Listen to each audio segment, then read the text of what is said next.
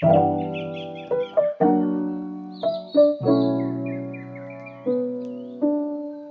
araw nga pala sa atin mga baby. At ito nga dahil walang tigil yung ulan at wala na nga yata itong balak tumigil. Kaya naisipan ko po na magluto ng merindalan at dahil nagugutom si Kamahalan. At ito nga po inumpisahan ko ng magbabalat ng kamuting kahoy or tawagin sa amin balinghoy at nahugasan ko na rin. At pagkatapos ko nga pong hugasan, handa na rin po ni Kamahalan yung planggana niyang gagawin para sa pagkukudkud o pagyayadyan ng malinghoy.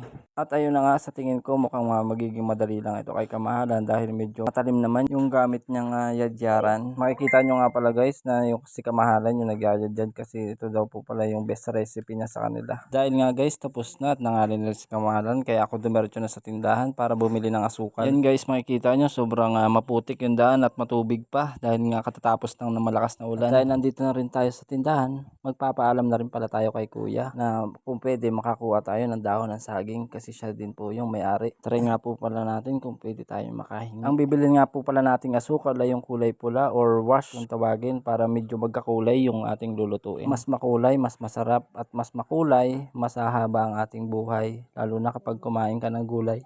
Charing! At ayun na nga guys, nakapagpaalam na tayo para makahingi ng dahon ng saging. Ito na nga po muna, ipapakita ko muna sa inyo yung kukuhaan na natin ng dahon ng saging. At nandun lang, medyo malapit lang din sa bahay dahil itong tindahan, ilang hakbang lang nandun ka na. Isang dahon nga lang pala ng saging yung kailangan natin para dun sa lulutuin nating kamuting kahoy. At tumiretso na nga agad tayo guys, kumuha lang ako ng kutsilyo. At pinasok ko na nga, naghahanap ako ng medyo talbos. At nakakita na nga ako dito na medyo mababa lang at abot natin. Ito nga palang talbos yung pipiliin ko para medyo fresh at mas malasa dun sa at abot na abot na nga natin at tinaga na natin yan. Isang taga lang, napakatalas talaga ng mahiwaga akong kutsilyo.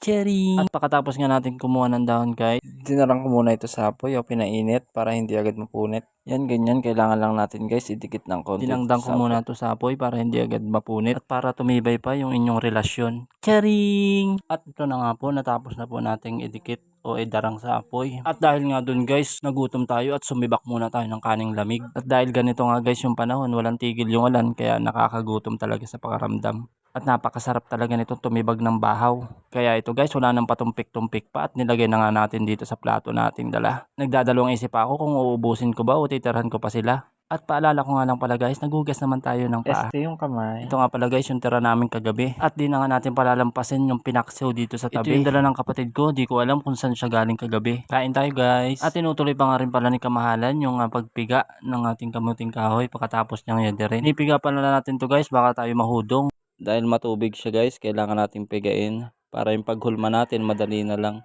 At piniga na nga po natin guys doon sa mahiwaga natin basahan. Di ko alam guys kung saan to nakuha ni Kamahalan.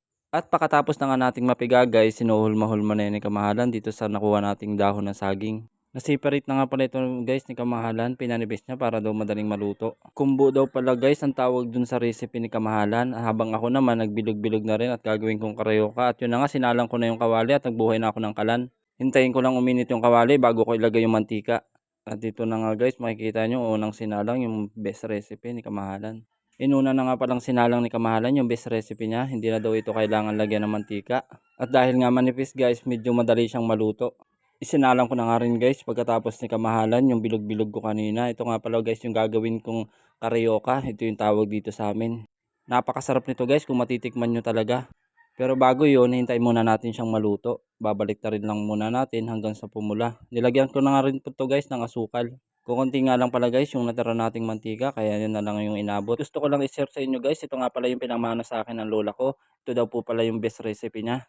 Kaya iningatan ko to at ngayon ko lang ulit nagamit. Naalala ko nung nagutom talaga ako at walang tigil yung ulan. At sa mga oras na ito guys, takam na nga pala si Kamahalan habang naghihintay. Sabi ko naman malapit na itong maluto at babalik ta rin ko na lang. Kailangan nga pala guys, mahina lang yung apoy para hindi agad matutong yung asukal. At ito na nga po guys, natapos na nating lutuin at nagtimpla na rin po tayo ng kape.